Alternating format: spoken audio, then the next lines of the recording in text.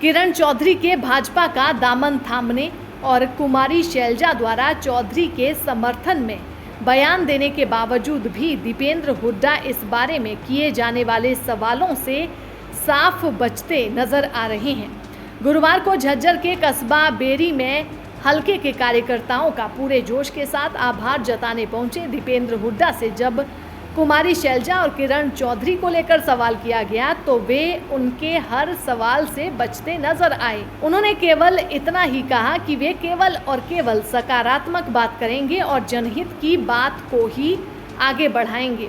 इस दौरान दीपेंद्र हुड्डा ने एक बार फिर से हरियाणा में भाजपा को खुले मंच से चुनौती दी। उन्होंने कहा कि लोकसभा चुनाव में हाफ होने के बाद हरियाणा में भाजपा आने वाले विधानसभा चुनावों में पूरी तरह से साफ हो जाएगी। ये मेरे अंदर जोश नहीं बोल रहा, ये लोगों का जो जनादेश आया है, ये उस जनादेश की व्याख्या है। जिस तरीके से हरियाणा प्रदेश में लोगों ने दिल खोल के कांग्रेस पार्टी का साथ दिया है और देश में सर्वाधिक मत प्रतिशत इंडिया गठबंधन को हरियाणा प्रदेश में देने का काम किया और भाजपा से ज़्यादा मत प्रतिशत, भाजपा से ज़्यादा विधानसभा सीटों में लीड और 90 की 90 विधानसभा और 10 की 10 लोकसभा में कांग्रेस के वोट शेयर में बढ़ोतरी और भाजपा के वोट शेयर में जिस प्रकार से रिकॉर्ड गिरावट आई है, स्पष्ट संकेत लोगों ने दिया कि आने वाला समय हरियाणा में लोग बदलाव की तरफ कदम बढ़ा चुके हैं। छत्तीस बिरादरी हर वर्ग की सरकार से त्रस्त है। जो भाजपा की सरकार जिसने देश में सबसे ज़्यादा बेरोजगारी, सबसे ज़्यादा नशा, हरियाणा प्रदेश में सबसे ज़्यादा महंगाई, सबसे ज़्यादा भ्रष्टाचार और हर वर्ग की अनसुनी, हर वर्ग की अनदेखी और सरकार की अहंकार में रिकॉर्ड तोड़ने का काम जिस सरकार ने किया हो, ऐसी सरकार को अब प्रदेश के लोग इस सरकार को बदलना चाहते हैं। हरियाणा को दोबारा से विकास और खुशहाली के रास्ते पे प्रदेश के लोगों ने लेके जाने के लिए कांग्रेस पार्टी के पक्ष में आने वाली सरकार बनाने का मन बना लिया है। मंच से आपने भाजपा को चुनौती दी है, भाजपा को चुनौती दी है मंच के माध्यम से आपने क्या? भाजपा को हमने चुनौती दी है कि लोगों ने लोकसभा चुनाव में भाजपा को किया है हाफ, विधानसभा चुनाव में हरियाणा के लोग कर देंगे भाजपा को साफ। ये चुनौती मैंने भारतीय जनता पार्टी को आज इस सभा के माध्यम से दी। किरण चौधरी ने बीजेपी में शामिल हुई है, राज्यसभा में आने वाले चुनाव में इसका नुकसान होगा। मैं समझता हूँ कांग्रेस पार्टी प्रचंड बहुमत की तरफ प्रदेश में आगे बढ़ रही है, लोग कांग्रेस पार्टी के साथ हैं।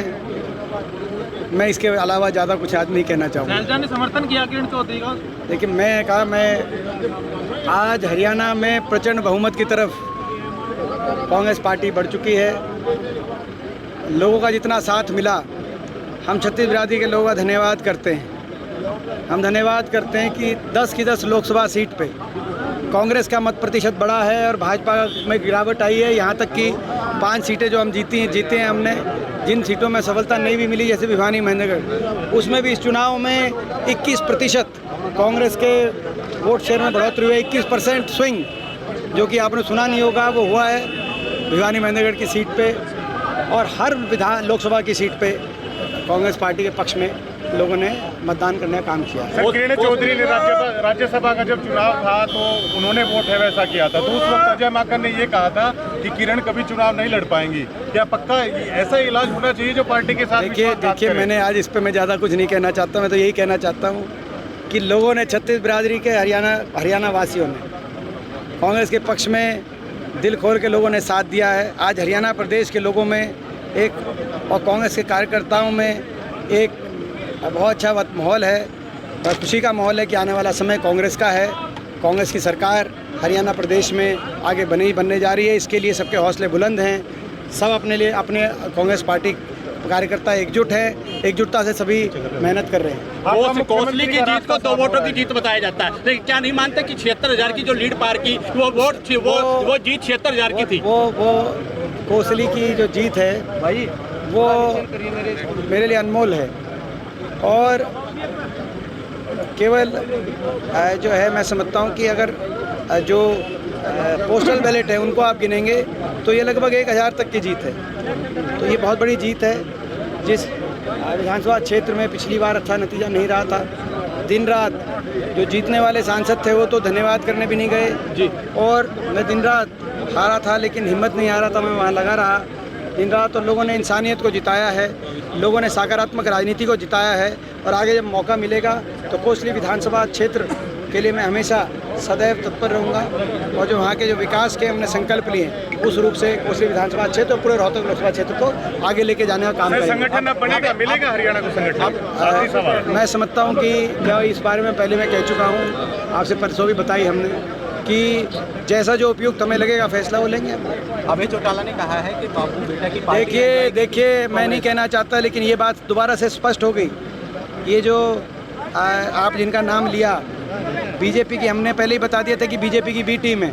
उन्होंने कुरुक्षेत्र जाकर भारतीय जनता पार्टी को चुनाव जिताने के लिए भारतीय जनता पार्टी की मिली भगत करके INLD ने और अभय चौटाला जी ने जो कुरुक्षेत्र जाके चुनाव लड़ने का काम किया वो पूरे देश ने देखा कि उससे भाजपा को एक सीट का फ़ायदा पहुंचाने का उन्होंने काम किया।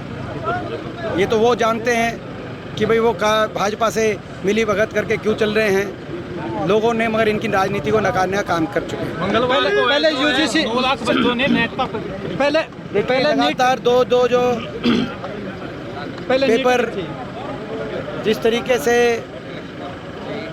NTA द्वारा करवाने में पूर्णतः विफल NTA साबित हुआ है, भारत सरकार साबित हुई है, बच्चों के भविष्य के साथ एक खिलवाड़ से कम नहीं। अगर NET का पहले कैंसिल करके और पूरी ठोस कार्रवाई करके दोषियों के खिलाफ दंडित किया जाता तो ये शायद ये पेपर दोबारा लीक होने की, NET के पेपर की लीक होने की परिस्थिति ना पैदा होती। इसके लिए दोनों के लिए सरकार जिम्मेदार है। हमारी मांग है जैसे कल जो कैंसिलेशन हुआ है उसी तरीके से NET में भी न्याय मिले। सर, झज्जर जिले के भाजपा नेता का नाम आ रहा है इस पेपर लीक मामले में, नीट वाले मामले में। देखिए जब तक पूरी पुख्ता जानकारी ना हो मेरा कुछ कहना ठीक नहीं है। सपा ने हरियाणा में चुनाव लड़ने की इच्छा जताई कुछ सीटों पर। सपा ने हरियाणा में चुनाव लड़ने की इच्छा जताई। इस बार मेरे को जानकारी नहीं है, उनका हरियाणा में कोई जनाधार नहीं है ज़्यादा, लेकिन देखते हैं। दैनिक सवेरा के लिए झज्जर से सुमित कुमार की रिपोर्ट।